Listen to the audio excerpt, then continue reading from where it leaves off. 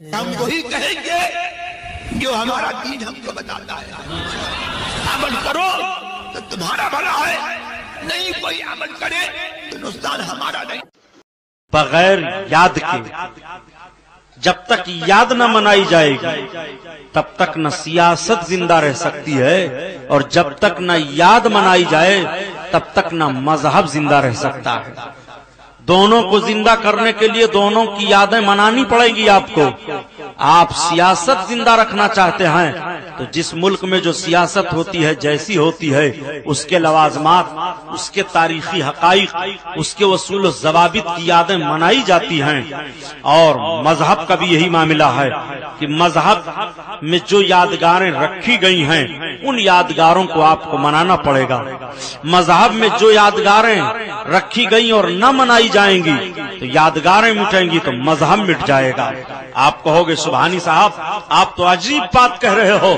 میں عجیب بات نہیں کر رہا ہوں، صرف ایک جملہ میرا آپ نوٹ کر لو ذہن پر کہ اللہ کے حبیب صلی اللہ علیہ وسلم ارشاد فرماتے ہیں کہ بنی الاسلام علی خمس شہادت ان لا الہ الا اللہ واشہد ان محمدا عبدہ ورسولہ واقام الصلاۃ وایتاء الزکاۃ والحج وصوم رمضان. میرے آقا فرماتے ہیں کہ اسلام کی بنیاد 5 چیزوں پر ہے. پہلی چیز اس میں سے یہ ہے کہ کلمہ طیب پڑھنا، یعنی گواہی دینا کہ اللہ کے علاوہ کوئی معبود نہیں ہے اور محمد صلی اللہ علیہ وسلم اللہ کے بندے اور اس کے رسول ہیں. اور دوسری چیز وہ اقام الصلاۃ اور نماز کا قائم کرنا. اب آپ ذرا غور فرما لیجئے، یہ نماز ایک یاد ہی تو ہے. 5 وقتہ آپ یاد منا رہے ہو. فجر کا وقت ہو گیا یاد منا رہے ہو، ظہر کا وقت ہو گیا یاد منا رہے ہو، عصر کا وقت ہو گیا یاد منا رہے ہو، عصر کا عشاء کا وقت ہو گیا یاد منا رہے ہو. رب کے محبوب ارشاد فرماتے ہیں وَإِقَامُ الصَّلَاةِ، اور نماز کا قائم کرنا یہ دوسرا رکن ہے. پتہ یہ چلا کہ نماز یہ یاد ہی تو ہے. اب اور آپ غور فرمائیے، آقا ارشاد کہ دوسرا رکن نماز ہے وہ اقام الصلاۃ اور نماز کا قائم کرنا، اور تیسرا رکن ہے وہ ایتاء الزکات اور زکات کا دینا. ہر روز زکات دینا آپ پر فرض ہے نہیں، بلکہ جب آپ کے مال پر حولان حول گزر جائے، 1 سال کامل گزر جائے آپ کے مال پر اور آپ کے ضروریات سے مال ہو تو آپ زکات ادا کریں. آج سال کے اس دن پر آپ نے زکات دے دیا ہے، مال آپ کا تجارت میں گھومتا رہا، جب سال کا وہی دن آتا ہے تو پھر زکات آپ پر اب نکال دینا فرض ہے. آپ زکات کی یاد منا رہے ہیں، اس دن کی آپ یاد منا رہے ہیں، آپ زکات سے ہٹ کر کے آگے بڑھیے. آقا کریم صلی اللہ علیہ وسلم ارشاد فرماتے ہیں والحج، اور حج آپ کے اوپر حج فرض ہے. حج کے معاملات کو آپ دیکھ لیں تو خدا کی قسم ایمان تازہ ہو جاتا ہے. حاجیوں سے پوچھو حج آپ نے کیا ہے معاملہ کیا تھا، وہ کہے گا میں نے خانہ کعبہ کا طواف کیا ہے، زمزم شریف کا پانی پیا ہے، میں نے صفا اور مروہ کے درمیان دوڑ لگائی ہے، میں نے اپنے بال کو بنوایا ہے، میں مینا میں پہنچ کر کے قربانی کیا ہوں، میں عرفات میں پہنچ کر کے دعا مانگا ہوں، میں مزدلفہ میں پہنچ کر کے رات ٹھہرا ہوں. میں آپ سے پوچھنا چاہتا ہوں آخر یہ سب سارے معاملات ہیں کیا؟ آپ عرفات میں کیوں گئے؟ عرفات میں جانے کا نام معاملہ کیا ہے؟ آپ مینا میں قربانی کرنے کیوں گئے؟ آپ مزدلفہ میں رات میں آ کر کے کنکر پتھر میں اور اس ریت میں کیوں ٹھہرے ہیں؟ آپ نے زمزم شریف کا پانی کیوں پی لیا؟ آپ خانے کعبہ کے کنارے کنارے گھومتے کیوں رہے؟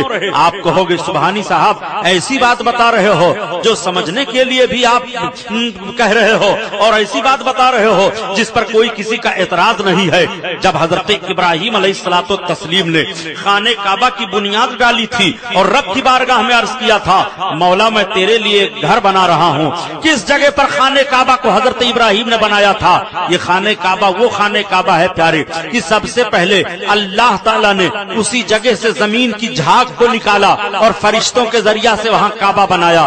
اس کے بعد حضرت آدم علیہ السلام نے کعبہ بنایا، حضرت آدم علیہ السلام کے بعد حضرت شیس نے کعبہ بنایا، حضرت شیس علیہ السلام کے بعد جب طوفان نوح آیا اور کعبہ غرق ہو گیا تو حضرت ابراہیم خلیل اللہ علیہ الصلوۃ والتسلیم نے بنایا، مگر حضرت ابراہیم خلیل اللہ علیہ الصلوۃ والتسلیم نے جب کعبہ بنانا شروع کیا تب ذرا مزاج دیکھیے، حضرت ابراہیم علیہ الصلوۃ والتسلیم پتھر اکٹھا کرتے ہیں، آپ کے صاحبزادے حضرت اسماعیل علیہ السلام ہیں، حضرت اسماعیل علیہ السلام باپ کو پتھر دیتے جا رہے ہیں، حضرت ابراہیم دیوار چنتے جا رہے ہیں اور چاروں طرف سے جب دیوار کو چن کر کے چھت تک مکمل کر دیتے ہیں تو حضرت ابراہیم جس پتھر پر کھڑے ہو کر کے دیوار کو چن رہے تھے اب جب نیچے آ رہے ہیں تو وہ پتھر آہستہ آہستہ نیچے آ رہا ہے، پہلے جب دیوار اونچی ہوتی جاتی تھی اسی اعتبار سے پتھر اونچا ہوتا جاتا تھا، زمین کو پتھر چھوڑ رہا ہے، اونچا ہوتا چلا جا رہا ہے، اور جب حضرت ابراہیم پیغمبر نیچے اتر رہے ہیں تو پتھر نیچے نیچے چلا آ رہا ہے، جب آپ اپنے قدم کو پتھر سے ہٹا رہے ہیں تو دیکھا دونوں قدم پاک کا نشان بن گیا ہے، رب تعالیٰ نے اپنے محبوب کے اس قدم پاک کے نشان کو پسند فرما لیا اور قرآن میں ارشاد فرمایا وَاتَّخِذُوا مِن مَّقَامِ إِبْرَاهِيمَ مُصَلًّى، اور مقام ابراہیم کو نماز پڑھنے کی جگہ بنا لو۔ آج بھی حاجی جاتا ہے تو مقام ابراہیم پر نماز ادا کر رہا ہے، میں پوچھنا چاہتا ہوں نماز تو حرم میں ادا ہی کر رہا ہے، مقام ابراہیم پر نماز ادا کرنے کی ضرورت کیا ہے؟ رب تعالیٰ کو اپنے محبوب کے پاؤں کے نشانات پسند آ گئے ہیں، رب تعالیٰ اس یادگار کو برقرار رکھ رہا ہے، اسی یادگار کا نام عبادت ہے۔ وَاتَّخِذُوا مِن مَّقَامِ إِبْرَاهِيمَ مُصَلًّى۔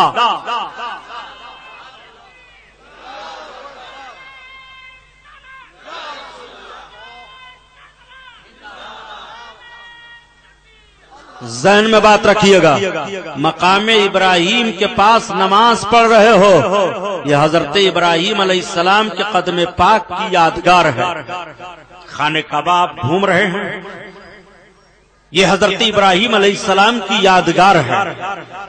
اب آپ ذرا دیکھیے، آپ نے کعبہ کا طواف کر لیا، مقام ابراہیم پر آپ نے نماز ادا کر لی، آپ پیچھے ہٹ کر کے زمزم شریف کے کنواں پر آتے ہیں اور اس کنواں کا پانی پیتے ہیں جس کو زمزم کہا جاتا ہے۔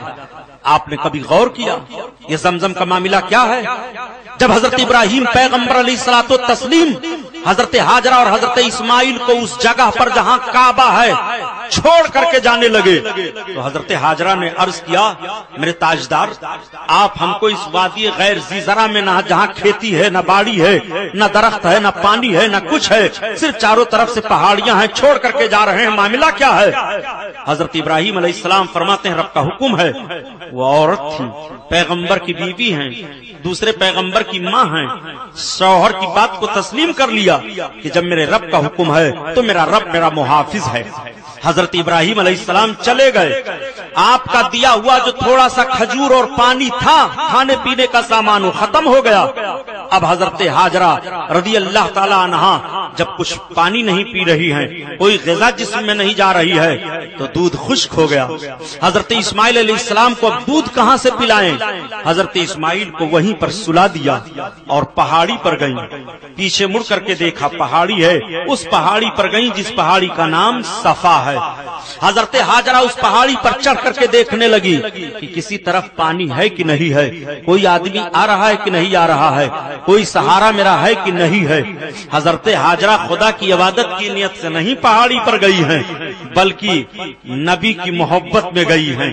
حضرت اسماعیل علیہ السلام نبی ہیں، ان کے صاحبزادے ہیں، اپنے صاحبزادے کی محبت میں پہاڑی پر چڑھ کر کے چاروں طرف دیکھ رہی ہیں، کچھ نہیں دکھائی دیا، نیچے اتری، قدم آگے بڑھا، جب تھوڑی سی ہموار زمین ملی تو تیز دوڑ دیتی ہیں، جب دوسری پہاڑی پر چڑھی تو اس پہاڑی کا نام مروہ ہے، اور جب مروہ پہاڑی پر چڑھی تو پھر چاروں طرف دیکھنے لگتی ہیں، کوئی چیز نہیں دکھائی دے رہی ہے، مروہ پہاڑی سے پھر اتر رہی ہیں اور اترتے ہوئے پھر چل رہی ہیں، پھر اس ہموار زمین پر پہنچی جو زمین برابر ہے تھوڑا سا حصہ، تیز دوڑ پڑی اور پھر صفا پہاڑی پر آ گئی۔ حضرت ہاجرہ 7 چکر لگاتی ہیں، پوچھو ہاں جو حاجیوں سے پوچھو کہ صفا پر چڑھ کر کے حاجی جب چلتا ہے تو ہموار زمین پر پہنچتا ہے تو اسی اعتبار سے چلتا ہے جس اعتبار سے حضرت ہاجرہ تیز چلی ہے اور پہاڑی پر وہ چڑھتا ہے اسی اعتبار سے چڑھ رہا ہے جس انداز سے حضرت ہاجرہ چڑھی ہیں. اور جب 7 مرتبہ چڑھنے کے بعد حضرت ہاجرہ نے پھیرا پورا ہوا اور گھوم کر کے دیکھا اپنے بچے کی طرف تو دیکھ رہی ہیں کہ پانی کا چشمہ ابل رہا ہے, پانی بہ رہا ہے. وہاں سے تیز رفتار آئی اور آنے کے بعد ریت کو بٹورنا شروع کر دیا. ارشاد فرمایا زم زم زم, ٹھہر جا ٹھہر جا. مورخین مفسرین بیان فرماتے ہیں کہ اگر حضرت ہاجرہ نہ کہہ دیتی کہ زم زم ٹھہر جا تو زمزم کا پانی پوری دنیا میں جاری ہو جاتا. وہ حضرت اسماعیل علیہ السلام کے قدم کی برکت ہے. آپ ذرا غور فرمائیں, حضرت ہاجرہ نے زمزم شریف کو باندھ دیا. اب آپ دیکھیں یہ زمزم شریف حضرت اسماعیل علیہ السلام کے مقدس ایڑی سے لگا ہوا پانی ہے جس کو رب تعالیٰ نے سید الملائکہ حضرت جبریل کے ذریعہ سے جاری کر دیا. وہ پانی عام پانیوں کی طرح سے نہیں ہے. آپ اس پانی کو جس نیت سے پیئیں گے آپ کی وہ نیت پوری ہو جائے گی, اور اس کی گارنٹی میرے آقا عطا فرماتے ہیں. سرکار فرماتے ہیں کہ جو زمزم شریف کو جس نیت سے پیے گا اللہ تعالیٰ اس کی نیت کو پورا کر دے گا. مومن زمزم شریف کو خوب پیٹ بھر کر کے پیتا ہے اور منافق زمزم شریف کو پیٹ بھر کر کے نہیں پی پاتا. یہ بھی میرے سرکار کا فرمان ہے. آقا فرماتے ہیں زمزم شریف خوب پیو. نبی کونین صلی اللہ تعالی علیہ وسلم کا یہ فرمان عالی شان زمزم شریف خوب پیو. زمزم شریف میں بھوک مارنے کی تاثیر ہے. جدید دور میں سائنس والوں نے ریسرچ کیا. اصل میں آج بالکل مزاج کے خلاف لاؤڈ اسپیکر ہے. میں اپنی تقریر میں منع کر دیتا ہوں کہ ایکو مت رکھنا, مگر بغیر یہ ایکو کے چل نہیں پا رہے ہیں. درود شریف پڑھ لو. اللہم صلی علی سیدنا مولانا محمد معدن الجود والکرم وعلی آلہ وبارک وسلم. صلاۃ و سلام علیک یا رسول اللہ صلی اللہ تعالی علیہ وسلم. جو بات سمجھانے کی کوشش کر رہا ہوں پیارے اسے سمجھ لو, آپ کے ایمان پر ڈاکہ کوئی نہ ڈال پائے گا. میرے آقا صلی اللہ تعالی علیہ وسلم کے فرمان کو سنو. آقا فرماتے ہیں جو جس نیت سے زمزم شریف کو پیے گا. آج دور جدید میں بھی ریسرچ کرنے والوں نے ریسرچ کیا اور بتایا کہ 40 اجزاء جو مادیات کے طاقت دینے والے پائے جاتے ہیں وہ ساری طاقتوں کی چیزیں زمزم شریف میں پائی جا رہی ہیں. وہ زمزم شریف ہے. شفا کے نیت سے پیو اچھے ہو جاؤ گے, شفاعت کی نیت سے پیو بخش دیے جاؤ گے, صحت کی نیت سے پیو صحت پاؤ گے. جس نیت سے بھی زمزم شریف کو پیو اللہ تعالیٰ اس نیت کو آپ کے بھلا کر دے گا. وہ زمزم شریف کی تاثیر ہے. اچھا تو کیا زمزم شریف کو بیٹھ کر پیو؟ ہر پانی تو آپ کھڑے ہو کر کے پیتے ہیں. آپ کہو گے سبحانی صاحب نہیں, اگر میں کھڑے ہو کر کے پیوں گا تو مفتیان کرام, علماء کرام, شریف طبقہ, مسائل دینیہ کو جاننے والے لوگ کہیں گے یہ ادب کے خلاف ہے, تمہیں پانی اس طرح سے نہیں پینا چاہیے, بیٹھ کر کے پانی پیو. بمبئی کا پانی ہم پیئیں تو بیٹھ کر کے پیئیں, یہاں کے نل کا پیئیں تو بیٹھ کر کے پیئیں, پوری دنیا کا پانی پیئیں تو بیٹھ کر کے پیئیں, لیکن جب زمزم شریف کا پانی ہم پیئیں گے تو کھڑے ہو کر کے پیئیں گے. اور وہ بھی نہیں, جہاں بھی زمزم شریف کا پانی پیو گے کھڑے ہو کر کے پیجئے. مسجد میں پیجئے تب بھی کھڑے ہو کر پیجئے, اپنے گھر میں پیجئے تب بھی کھڑے ہو کر پیجئے, بازار میں پیجئے تب بھی زمزم شریف کا پانی کھڑے ہو کر پیجئے. میں آپ سے پوچھنا چاہتا ہوں, آپ وہیں پر پھر سوال کر سکتے ہو کہ ہم زمزم شریف کا پانی پیئیں تو کس طرف اپنے رخ کو کر کر کے پی لیا کریں زمزم شریف کا پانی, تو فوراً آپ کو یہ قانون مل جائے گا, یہ ذہن شریعت کا مل جائے گا کہ اور پانی تو اپنے گھر میں رہ کر کے کسی بھی طرف منہ کر کے پی کوئی بات نہیں ہے, مگر زمزم شریف کے پینے کا ادب یہ ہے کہ وہ پانی پی تو قبلہ کی طرف منہ کر کے پی, کھڑے ہو کر کے پیو. یہ ادب بتایا جا رہا ہے. میں آپ سے پوچھنا چاہتا ہوں پیارے, آخر یہ فرق کیا ہے؟ اس لیے تاکہ پتہ چل جائے کہ زمزم شریف کا پانی اور پانی یہ برابر نہیں ہے. آپ ذرا غور کر لو, جب پانی اور پانی میں برابری نہیں ہو سکتی ہے تو آدمی کیسے برابر ہو سکتا ہے؟ درجہ کیسے برابر ہو سکتا ہے؟ ہم اور آپ کیسے برابر ہو سکتے ہیں؟ رب تعالیٰ نے جب پانی کو برابر نہیں رکھا ہے تب کیسے برابری ہو سکتی ہے؟ ایک ذہن اور دے دوں, بڑے پتے کی بات ہے.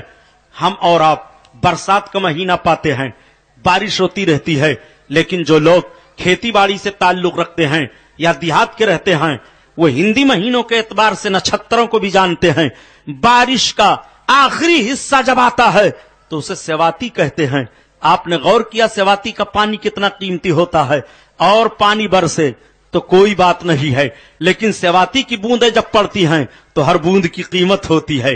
और पानी बरसे आसमान का समंदर में गिरे, समंदर भर जाए, कोई बात नहीं है। जैसे इस साल तूफान आ गया, समंदर से तूफान उठा, आसमान से बारिश हो रही है, पूरे बंबई में असर हो गया। लेकिन आप अंदाजा लगाएं, बरसात के आखिरी माह में और आखिरी बारिश के कतरे जब गिरते हैं तो उसी समंदर के किनारे सीपियां अपने अपने मुंह को खोले हुए हैं, वो कतरा गिर जाए, वो कतरा गिर जाए। आखिर मैं अर्ज करता हूं आपसे कि आपने कभी सीपियों से पूछा, ए सीपियो तुम तो समंदर ही में हो, समंदर के किनारे हो, तुम्हें पानी की जरूरत क्या है? इतने भारी सागर में तुम मौजूद हो, तुम एक कतरे पानी के लिए क्यों तरस रहे हो? तो आवाज आएगी, ए अल्लाह का बंदा तूने नहीं समझा, अरे समंदर के पानी से मोती नहीं पैदा होता है, ये पानी जो गिरेगा सेवाती का और इसका एक कतरा मेरे मुंह में चला जाएगा तो मोती पैदा हो जाएगा।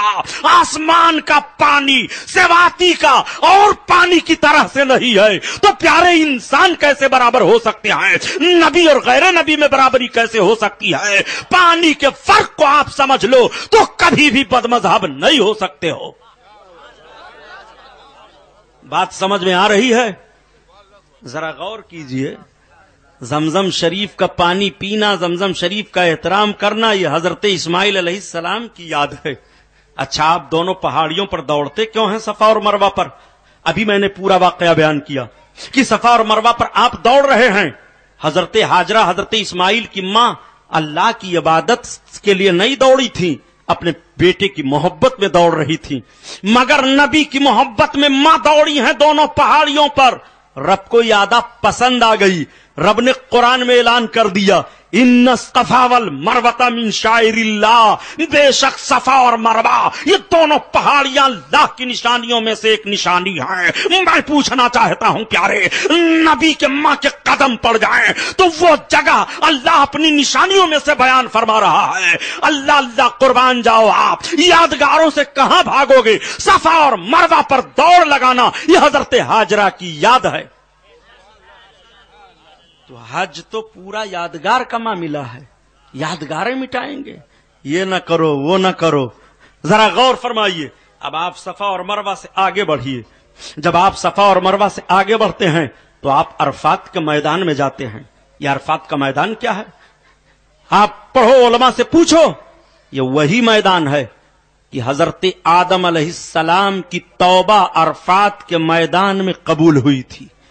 और जिस जगह पर हजरत हव्वा, हजरत आदम मिले और तौबा कबूल हुई, आज भी वहां अरफात के मैदान में एक खंभा है जिसको जबले रहमत कहा जाता है। उस पूरे मैदान में 9 तारीख की जिलहिज्जा को सारे लोग इकट्ठा होते हैं और इकट्ठा होकर के अपने रब की बारगाह में माफी मांगते हैं अपने गुनाहों की। इसलिए कि हजरत आदम अलैहिस्सलाम उसी मैदान में जब पहुंचे थे, रब ताला ने उनकी लग़्ज़िश को कबूल फरमा करके माफ कर दिया था। हजरत आदम अलैहिस्सलाम की औलादें उस मैदान में जब पहुंच जाएंगी और अपने खताओं की माफी मांगेंगी, तो जब आदम की लग़्ज़िश को रब ताला ने माफ फरमा दिया तो इब्ने आदम अपनी गलतियों को रो करके मांगेंगे माफी, रब ताला माफ फरमा देता है।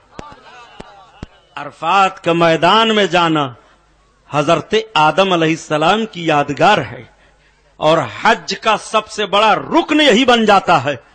सारे अरकान अदा करते रहो, लेकिन अगर 9 जिलहिज्जा को अरफात के मैदान में आप ना गए तो आप हाजी नहीं होंगे।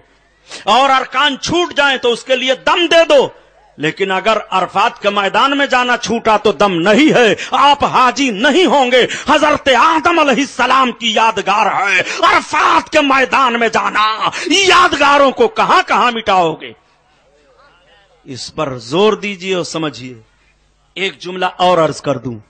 आज कुछ लोग नजदी ज़हन फिक्र रखने वाले ये शोर गोगा करते रहते हैं कि यहां तो हमारे पीछे आप नमाज नहीं पढ़ते, हमारे कांधे से कांधा आप नहीं मिलाते, हमारे साथ आप मस्जिद में नहीं जाते हैं, मगर जब हज करने के लिए जाते हैं तो आप कहां नमाज पढ़ते हैं? हमने कहा हम हरम शरीफ में नमाज पढ़ते हैं। مسجد نبوی میں نماز پڑھتے ہیں, جہاں وقت ہوا وہیں نماز پڑھتے ہیں. کہا صاحب حج جب آپ کرنے جاتے ہیں تب کہاں نماز پڑھتے ہیں؟ ہم نے کہا حج کا معاملہ کیا, حج تو الگ فریضہ ہے, نماز تو الگ ہے. جو 5 وقتہ نماز یہاں ہے وہی 5 وقتہ نماز وہاں ہے. حج کے لیے کوئی الگ سے نماز نہیں ہے. جس دن تم عید اضحیٰ کی نماز یہاں پڑھ رہے ہو, کوئی حاجی نماز نہیں پڑھتا ہے وہاں عید اضحیٰ کی, وہ قربانی کر رہا ہے. حاجیوں پر عید اضحیٰ کی نماز نہیں ہے, اور نہ حج کے لیے کوئی نماز ہے. جو نماز 5 وقتہ یہاں فرض ہے وہی 5 وقتہ نماز وہاں فرض ہے. حج ایک الگ فریضہ ہے, نماز ایک الگ فریضہ ہے. کتنا دھوکہ یہ دیا کرتے ہیں. اس میں بھی میرے سرکار کا علم غیب پوشیدہ ہے. میرے آقا اگر عرفات کے میدان میں جا کر کے اور الگ سے حج کی نیت سے کوئی نماز پڑھا دیتے تو دستور بن جاتا. میرے آقا کی نگاہ نبوت دیکھ رہی ہے کہ کچھ ایسے بھی ہوں گے جن کا دل دین سے خالی ہوگا, زبانی دعویٰ ہوگا, ان کی حکمرانی ہوگی. کتنا بڑا ظلم ہوتا. اس لیے خالی حج ہے. جو 5 وقتہ نمازیں یہاں ہیں وہی 5 وقتہ نمازیں وہاں ہیں. اب اس میں بھی فرق آپ دیکھ لو. عرفات کے میدان میں 9 تاریخ کو سب جمع ہو گئے. جمع ہونے کے بعد دعا مانگ رہے ہیں, ظہر اور عصر کی نماز ادا کر رہے ہیں. امام صحیح العقیدہ ہے تو ظہر کی نماز امام کے پیچھے پڑھو, صحیح العقیدہ نہیں ہے تو آپ الگ سے پڑھو. آپ کے اپنے لوگ ہیں تو جماعت کر کے اپنے لوگ پڑھو. عرفات کے میدان میں کوئی کسی کو روک ٹوک نہیں سکتا. یہاں تم نماز کیوں پڑھ رہے ہو, جماعت سے کیوں نہیں پڑھ رہے ہو, یہ کیوں نہیں کر رہے ہو؟ جی نہیں, عرفات کے میدان میں کوئی کسی کو روک ٹوک نہیں سکتا. کوئی نماز پڑھ رہا ہے, کوئی قرآن کی تلاوت کر رہا ہے, کوئی درود شریف پڑھ رہا ہے, کوئی رو رو کر کے معافی مانگ رہا ہے. عرفات کے میدان میں سب جمع ہیں. ظہر کی نماز ادا کیا, عصر کی نماز ادا کیا.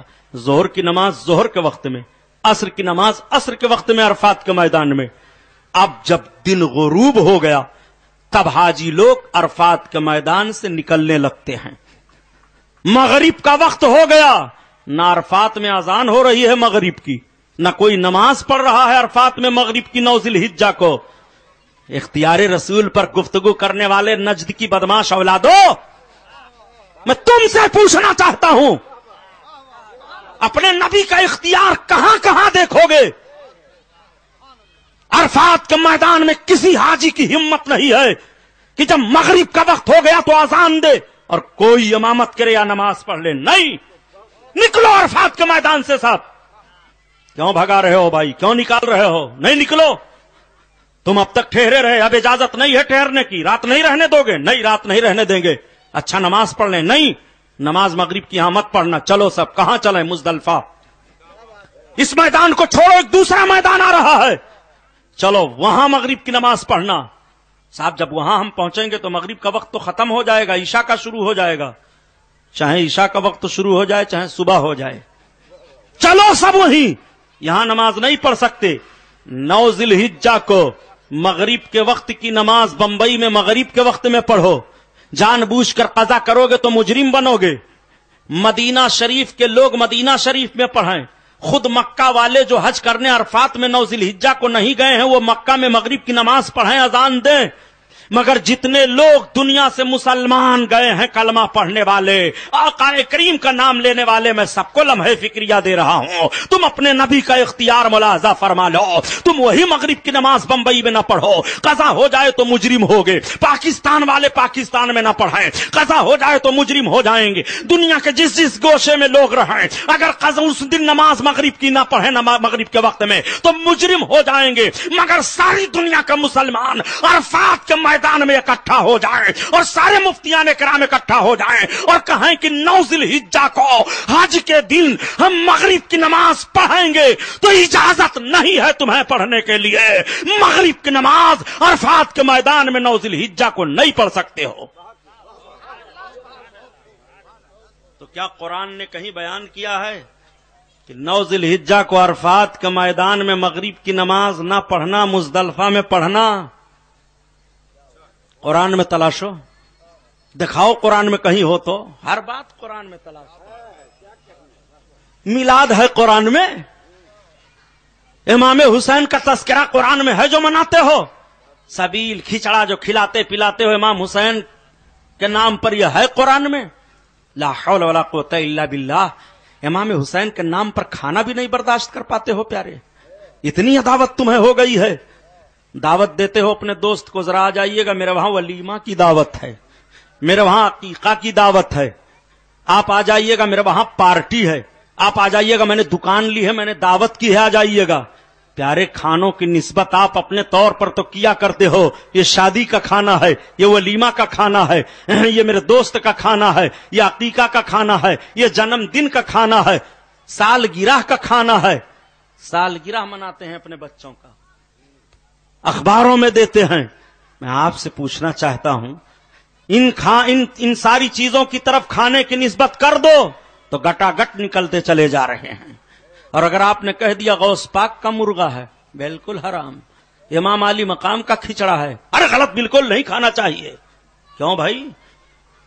یہ کہہ دیا گیا کہ یہ امام حسین کا کھانا ہے، نسبت کر دی گئی تو حرام ہو گیا کھانا.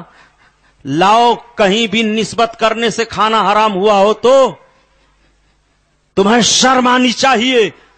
قرآن میں رب بیان فرماتا ہے، اگر کہیں دکھاؤ کہ حاجیوں 9 ذی الحجہ کو عرفات کے میدان میں تم مغرب نہ پڑھنا، مزدلفہ میں پڑھنا، کہو گے سبحانی صاحب قرآن میں نہیں ہے، رسول کی حدیث میں ہے. تو قرآن تو اعلان کر رہا ہے کہ نماز کو نماز کے وقتوں میں ادا کرو، نماز کو نماز کے وقتوں میں ادا کرو. رب تعالیٰ نے ارشاد فرمایا ہے کہ نماز اپنے وقتوں پر فرض ہے، اس کے وقت میں ادا کرو. تو عرفات کے میدان میں آپ وقت الٹ کیوں رہے ہیں جناب؟ قرآن پر زیادتی کیوں کر رہے ہیں؟ کیا قرآن چھوڑ کر کے رسول کی حدیث پر عمل کرنا چاہیے؟ آپ سمجھتے نہیں ہو تو ان کے چکر میں پھنس جاتے ہو، عقیدہ بگاڑ رہے ہو.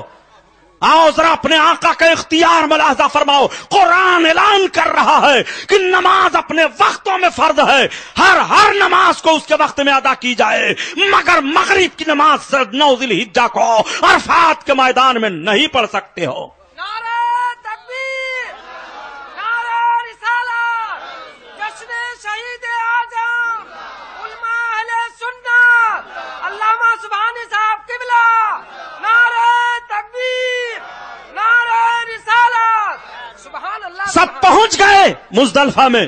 بھائی عشاء کا وقت ہو گیا، عشاء پڑھائیں پھر مغرب نہیں. پہلے تم مغرب پڑھو، قضا کی نیت سے نہیں، ادا کی نیت باندھو. عجیب آدمی ہو، وقت ہے ہی نہیں اور ادا کی نیت باندھیں. یہ کون سا معاملہ ہے وقت عشاء کا وقت اور ہم کہہ رہے ہیں نیت کی میں نے 3 رکعت نماز فرض مغرب کی پڑھ رہے ہیں عشاء کے وقت میں. آپ ذرا غور فرمائیے، ہے وقت عشاء کا مگر ادا کی نیت سے پڑھ رہے ہو. ہاں مغرب کی نماز قضا ہو گئی، عشاء کے وقت میں پڑھو گے تو تمہیں قضا کہنا پڑے گا اور وہ تمہاری نماز قضا ہی ہوگی. لیکن آؤ مزدلفہ کے میدان میں تم کہتے ہو کہ ہم مغرب کی نماز ادا کر رہے ہیں، ادا ہو رہی ہے، مغرب پڑھ لو پھر عشاء پڑھ لو.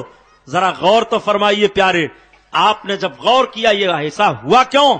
میرے آقا نے ایسا کیا، عرفات کو چھوڑ دیا، مزدلفہ میں چلے آئے. شہدائیوں نے عرض کیا یا رسول اللہ، فرمایا مغرب کی نماز پہلے پڑھو ادا کی نیت سے، پھر عشاء پڑھو ادا کی نیت سے. قرآن اعلان کر رہا ہے، اب کچھ سوچنے کی تمہیں ضرورت نہیں ہے. ما آتاکم الرسول فخذوا وما نہاکم عنہ فانتہوا. میرا رسول جو تمہیں دے وہ لے لو اور جن چیزوں سے میرا رسول روکے رک جاؤ. سبحان اللہ، سبحان اللہ. اس سے بھاری اور اختیار مصطفیٰ کیا دیکھو گے؟ اور کسے کہتے ہیں اختیار مصطفیٰ؟ اسی لیے تو اعلی حضرت عظیم البرکت نے کہا، نبی کا کلمہ پڑھنے والے خوش عقیدہ مسلمانوں سنو، تمہارے نبی کی شان کیا ہے کہ خلق کے حاکم ہو تم اور رزق کے قاسم ہو تم. یا رسول اللہ، خلق کے حاکم ہو تم اور رزق کے قاسم ہو تم، اور جو ملا تم سے ملا تم پہ کروڑوں درود.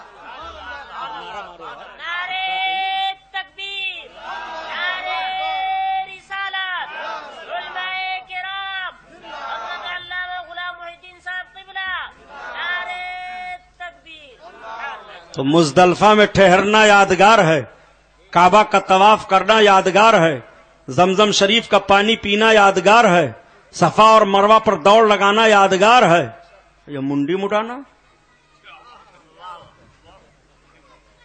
اب جب آپ طواف کر چکے، اگر آپ نے عمرہ کیا، طواف کر لیا، آپ عمرے کے ارکان سے فارغ ہو گئے تو سر چھلاؤ، چاہے بال چھوٹا کراؤ۔ یہ کہاں قرآن شریف میں ہے کہ ماں بال مڈواؤ؟ حج کے ارکان پر غور کر لو تو کبھی اعتراض نہیں کرو گے آقا کی عظمت پر۔ میرے سرکار نے حکم دے دیا کہ سر کو چھلاؤ، بال بنواؤ۔ میں غور کرنے لگا، حیرت صاحب، مولانا میراج صاحب ہیں کہ چلے گئے، کہ آخر یہ سر کیوں چھلایا جاتا ہے؟ عرفات کے میدان سے جب پلٹ کر کے ہم آئے، مزدلفہ میں رات گزار دیا، سویرے کے ٹائم ہم نے قربانی کر لی، تو اب سر چھلا میں؟